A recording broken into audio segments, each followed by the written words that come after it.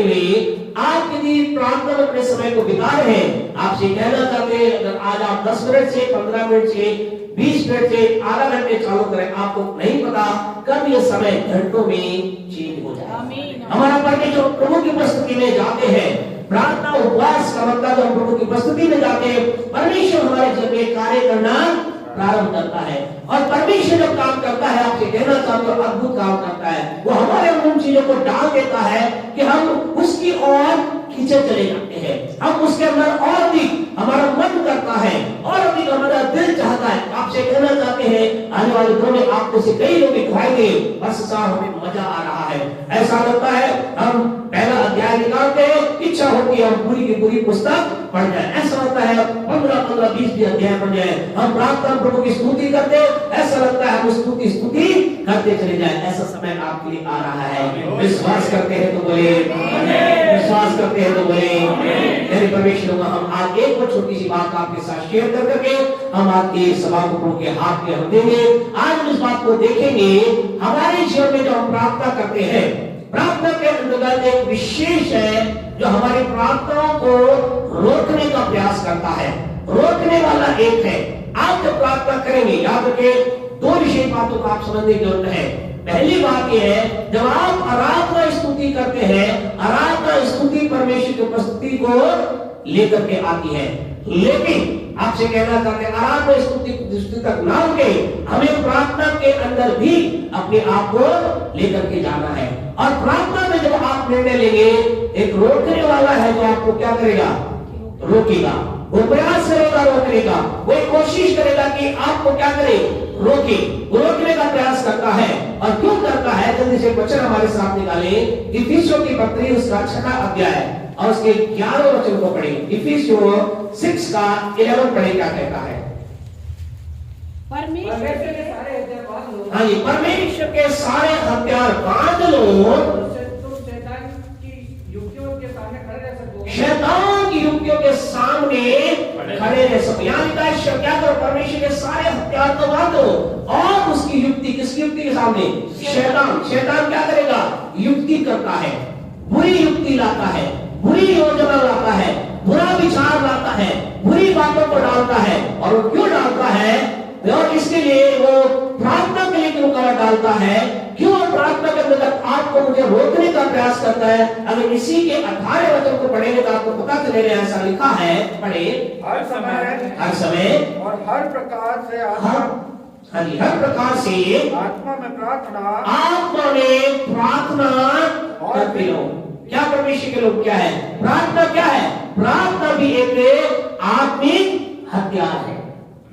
हमने 6:18 के 11 में क्या कहा, परमेश्वर के सारे हथियार बांध लो, क्या कर सको, शैतान की युक्ति के सामने खड़े सको। और इन शैतान के जो परमेश्वर के हथियार है, इन हथियारों में एक हथियार है, एक कह सकते हैं चीज, और वो क्या है, प्रार्थना।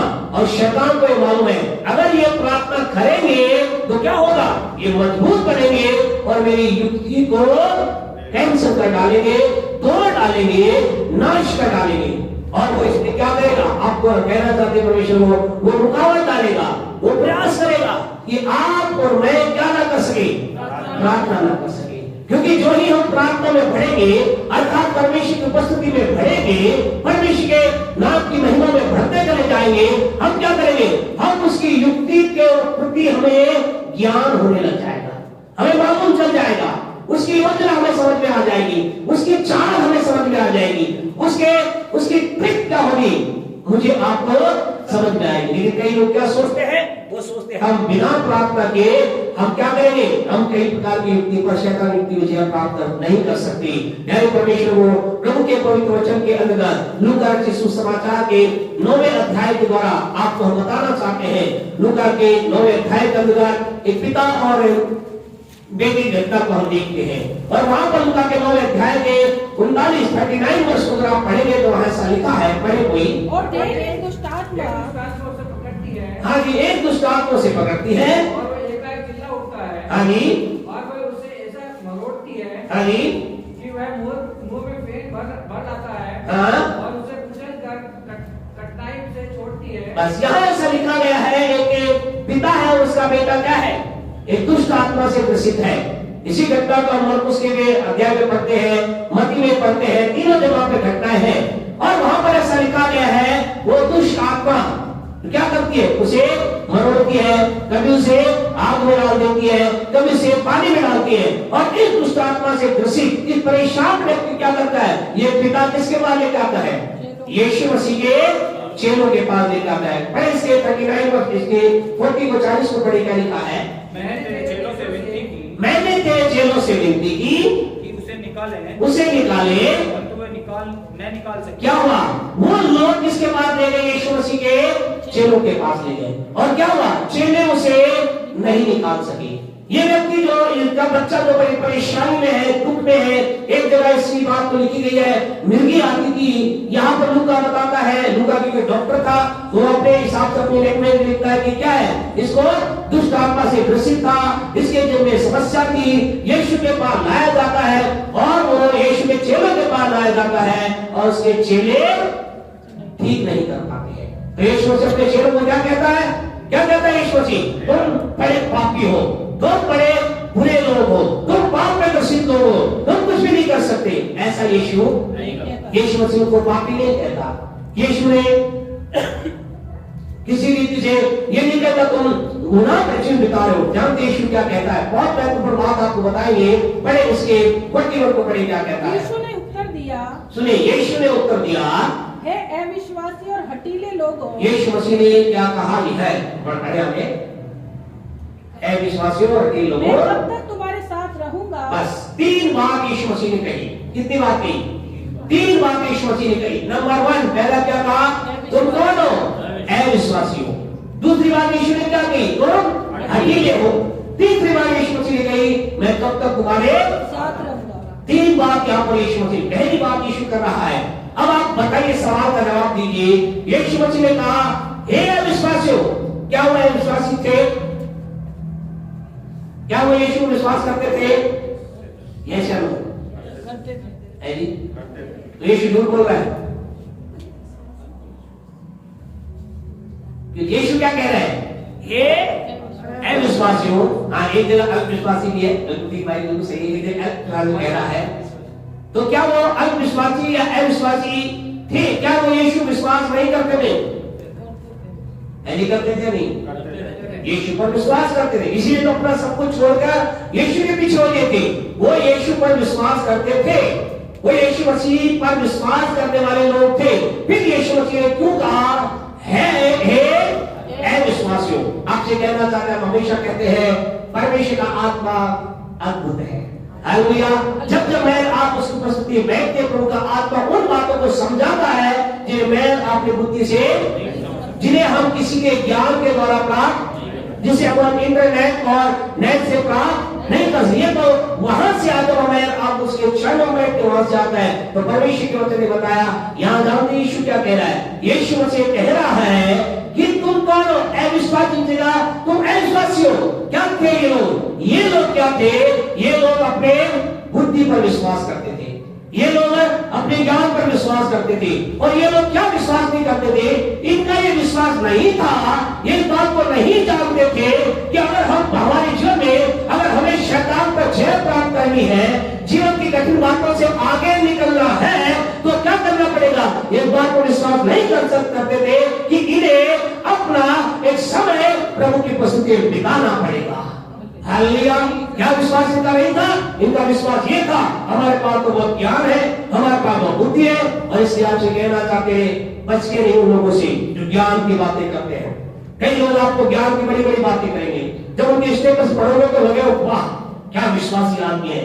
लेकिन आपसे कहना चाहते हैं, ज्ञान, उनके उनका ज्ञान परमेश्वर के गैर परमेश्वर से छुटकारा नहीं कर सकता।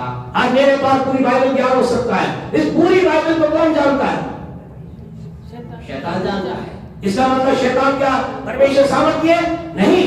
यानी परमेश्वर आपसे कहना चाहते हैं, मेरा आपका विश्वास ये नहीं है यीशु मसीह पर केवल ये होना चाहिए, लेकिन हमारा विश्वास ये होना चाहिए कि मुझे अगर सामर्थ प्राप्त करनी है, मुझे अगर बल प्राप्त करना है, मुझे अगर समस्या से छुटकारा प्राप्त करना है, तो मुझे पिता की उपस्थिति में जाना ही होगा। हालेलुया। इन लोगों का विश्वास क्या था? ये अपनी बात पर विश्वास थे। किस पर विश्वास करते थे? अपनी बुद्धि ज्ञान पे। ये इस बात पर विश्वास नहीं करते, ध्यान से सुने तो मेरे गहरी बात है, ये इस बात पर विश्वास नहीं करते थे कि शैतान से छुटकारा पाने के लिए, जय पाने के लिए, समस्या से दूर होने के लिए इन्हें परमेश्वर की उपस्थिति में जाकर सामर्थ को प्राप्त करना है। इन्हें किस पर भरोसा था?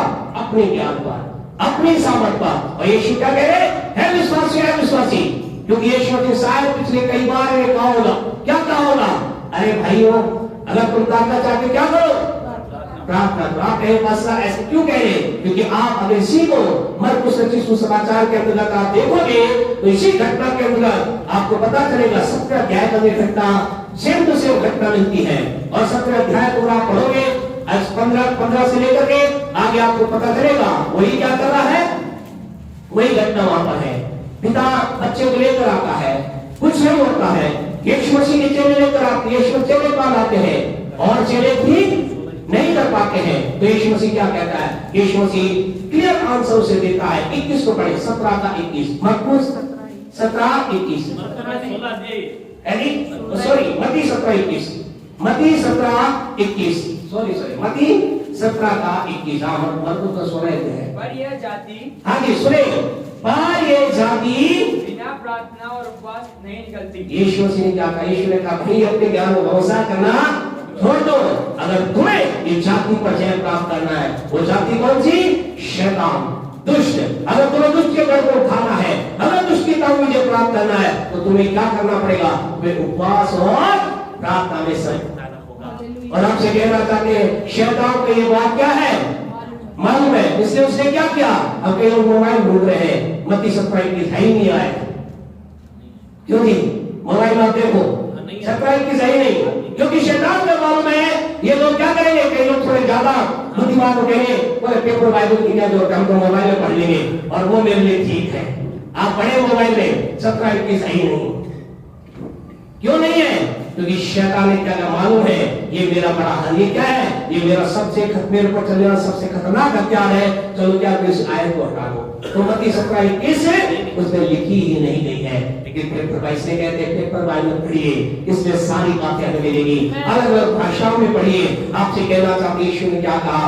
यीशु ने कहा अगर तुम्हें शैतान उसकी युक्ति उसकी गढ़ पर जय प्राप्त करना है, अपने ऊपर नहीं, लेकिन इस बात पर विश्वास करो कि तुम्हारे अंदर जो सामर्थ आएगी, तुम्हारे अंदर जो ताकत आएगी, तुम्हारे अंदर जो बल आएगा, वो कैसे आएगा? वो उपवास और प्रार्थना से आएगा। यीशु ने क्या कहा? 17:21 को फिर पढ़े, क्योंकि ये जाति पर यह जाति बिना प्रार्थना और उपवास के नहीं निकलेगी, नहीं निकलती। आपसे कहना चाहते हैं खुदा के लोगों, आज के रात आपको कहना चाहते परमेश्वर के लोगों, शैतान की युक्ति को हमें समझने के लिए क्या करना है? प्रार्थना और उपवास तथा परमेश्वर की उपस्थिति का समय बिताना है। जो ही आप उसकी उपस्थिति में बिताएंगे उसकी युक्ति को समझेंगे, उसके घर को आपसे कहना चाहते इन दोनों आप देखेंगे। कुछ मत कीजिए, कुछ ज्यादा आपको चिंता करने की जरूरत नहीं, अधिकारी से खुदा की उपस्थिति में समय बिताना चालू कीजिए। आपके घर में, आपके परिवार में, आपके मोहल्ले में कई शैतान के घरों को हम गिरते देखेंगे, कई शैतान के ताकतों को हम गिरते देखेंगे, कई जो नशा करने वाले लोगों को आप कहते सुनेंगे पता नहीं क्या हो गया, मुझे दारू अच्छी नहीं लगती, पता नहीं क्या हो गया, अब मुझे पाप करने में मजा नहीं आता।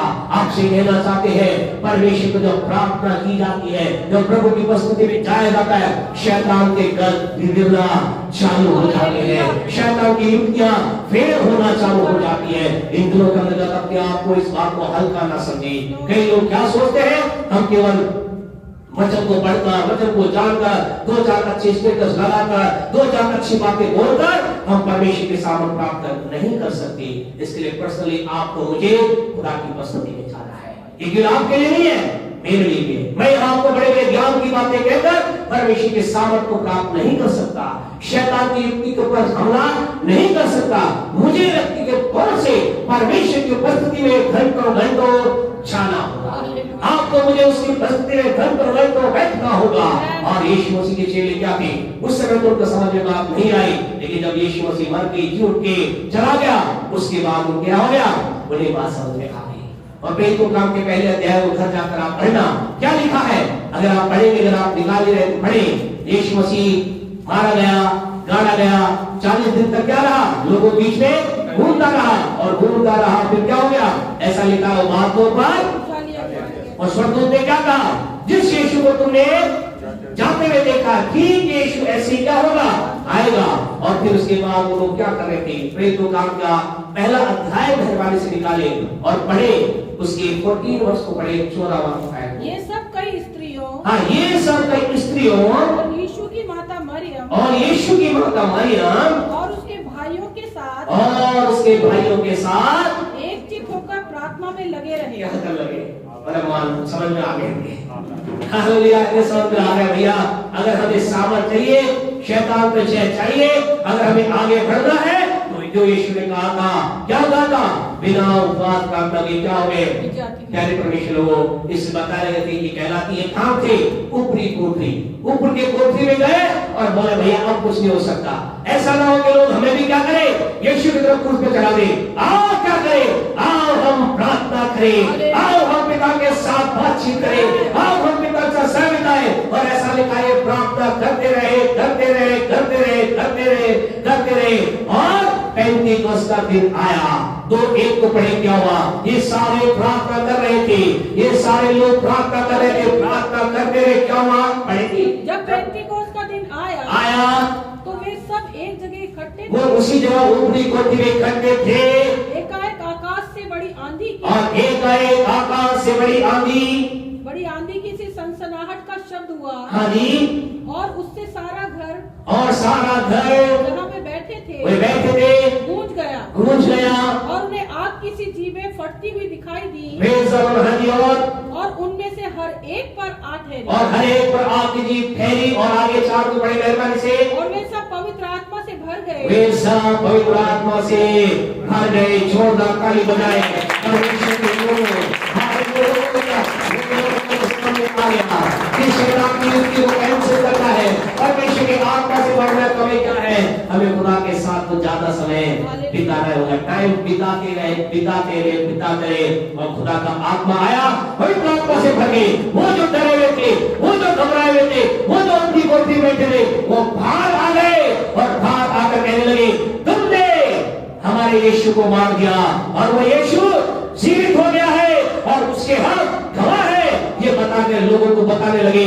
लोगों ने मारा पीटा, लोगों ने धमकाया, और इस नाम से दोबारा प्रचार मत करना। उन्होंने कहा हमको करेंगे, हमें मालूम चल गया है। जब वो डराया, उन्हें धमकाया, उन्हें डांटा, उन्हें पीटा, बहुत कुछ करे, फिर भी क्या किया उन्होंने? उन्हें मालूम था घर जाकर दूसरे तीसरे अध्याय को जरूर पढ़ना। वहां उन्हें डराया गया, धमकाया गया, मारा गया, पीटा गया, लेकिन उन्होंने क्या किया? पढ़े उसके 4थे अध्याय को मेहरबानी से पढ़े। क्या लिखा है? 4थे अध्याय को निकाले, ऋषि के प्रेरितों काम के 4थे अध्याय को निकाले और वहां ऐसा लिखा है। हाँ जी, 29 को पढ़े। अब है प्रभु, हाँ जी, उनकी धमकियों को देख और अपने दास को यह वरदान दे, और अपने दास को वरदान दे कि तेरा वचन बड़े हियाव से सुनाऊं। हाँ जी, चंगा ठीक है, चंगा करने के लिए हाँ जी, वो अपना हाथ बढ़ा कि चिन्ह और अद्भुत काम तेरे पवित्र सेवक यीशु के नाम से किए जाएं। क्या कर रहे हो? वो परमेश्वर, वो उन्हें डराया गया, धमकाया गया, सब कुछ किया गया और खुदा के चरणों में गए। पढ़े इसका 31 पढ़े। क्या लिखा है इसी का?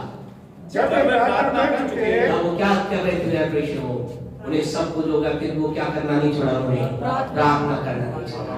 वो प्रार्थना करते क्यों? उन्हें चाबी मालूम चल गया, उनके पास ये मालूम चल गया उन्हें कि अगर हमें कोई चीज जय दे सकती है, विजेता बना सकती है, हिम्मत दे सकती है, बल दे सकती है, तो कौन है? परमेश्वर की उपस्थिति में जाकर हो सकता है। ऐसा लिखा है उन्होंने प्रार्थना की और जब वे प्रार्थना कर चुके, ऐसा लिखा है जहां वो बैठे थे क्या हुआ? क्या हो गया? जहां वो बैठी थी उस जगह हिल गई, एक नया सामर्थ वहां पर आ गया, परमेश्वर की सामर्थ की उपस्थिति वहां पर उतर के आ गई, क्योंकि उन्होंने जान लिया था कि यीशु ने जो कहा है वो अद्भुत है। आइए सब अपने आप को बंद करें खुदा के लोग, हम ये अपना चाहते हैं हमारे वाले दिनों के अंदर और गहराई की बात को, प्रभु की उपस्थिति की बातों को देखेंगे। आज की रात आपसे कहना चाहते हैं एक है जो आपको मुझे रोकने का प्रयास करेगा, वो कहेगा इतनी प्रार्थना क्या जरूरत है, थोड़ी प्रार्थना करिए, थोड़ा प्रभु की उपस्थिति में डालिए, लेकिन आपको याद रखना है प्रार्थना उसकी युक्ति को तोड़ डालती है। प्रार्थना शैतान की योजना को चकनाचूर कर डालती है, शैतान के घरों को गिराती है। आपके घर में कोई नशे में है, आपके घर में कोई बुराई में है, उसे अब तक आपने बहुत कहा छोड़ दे मेरे भाई, छोड़ दे मेरी बहन, छोड़ दे मेरे हस्बैंड, छोड़ दे मेरी बेटी, छोड़ दे मेरे बेटे, लेकिन आपसे कहना चाहिए दिनों के अंदर उन्हें कहना बंद करें, खुदा से कहना चालू करें, प्रभु की उपस्थिति में जाके बोलना चालू करें। अपने जीवन के उत्पादों के लिए, अपने व्यक्तिगत जीवन के घरों के लिए जो शैतान ने आपकी जगह बनाए हैं, परिवार में कोई डर बन गया है, टीवी देखने का, मोबाइल देखने का, बुराई का, आपसे कहना था कि शैतान के गढ़ है, ये ताश के पत्तों की तरह ठहर कर गिर जाएंगे, तो परमेश्वर उपस्थिति में अधिकारी दिखाना प्रारंभ करेंगे। परमेश्वर हमारे जीवन अनुग्रह करें। हालेलुया। मेहरबानी से प्रभु की उपस्थिति में अगर आप खड़े हो सकते तो खड़े हो जाएंगे, अपनी स्थिति अपने हाथों का खड़ा कर सकते हैं तो हाथों खड़े करके प्रभु के सम्मुख हाथ कहिए हालेलुया, धन्यवाद। यीशु बोलना चालू करें, प्यारे परमेश्वर, बोले प्यारे परमेश्वर, इन दिनों में मेरे जीवन के अंदर ये आदत बन जाए, मैं अधिकारी से तेरे समय, तेरे सबूत अपने समय को बिता सकूं, मेरे जीवन में अधिकारी से ये परमेश्वर बात घर करने पाए, आपकी महिमा के ऐसा होने पाए। हालेलुया, धन्यवाद खुदा का। हालेलुया, कहे प्रभु से आओ अभिमान करें कि हम ऐसा करने जा रहा हूँ, प्रभु के सामर्थ के द्वारा मैं अधिकारी से प्रभु की उपस्थिति में वास करने जा रहा हूँ। हालेलुया, थैंक यू जीसस, धन्यवाद प्रभु। और हम अधिकारी से तेरी उपस्थिति में वास करने जा रहे हैं, हम शैतान की युक्ति को तोड़ते हैं, शैतान के विचार को उठाते हैं, यीशु के नाम से लोगों के जीवन से गिराते हैं। विश्वास है कि हम ज्ञान से आगे बढ़ सकते हैं, यीशु के नाम जैसे एक विश्वास के जीवन को बदल जाने की जरूरत है। यीशु के नाम में हमारा विश्वास ये बन जाए कि तेरी उपस्थिति में जाकर ही हम बलवंत हो सकते हैं, सामर्थ्य हो सकते हैं, ताकतवर हो सकते हैं, जय को प्राप्त कर सकते हैं, क्योंकि आपकी उपस्थिति में ही जय पाई जाती है।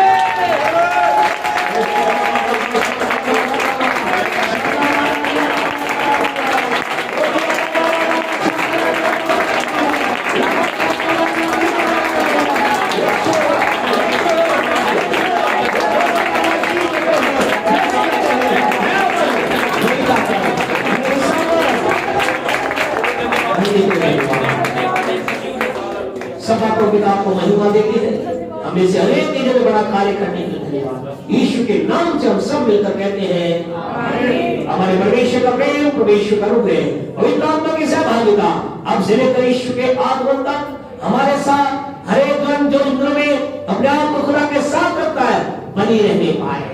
आमीन, आमीन, आमीन।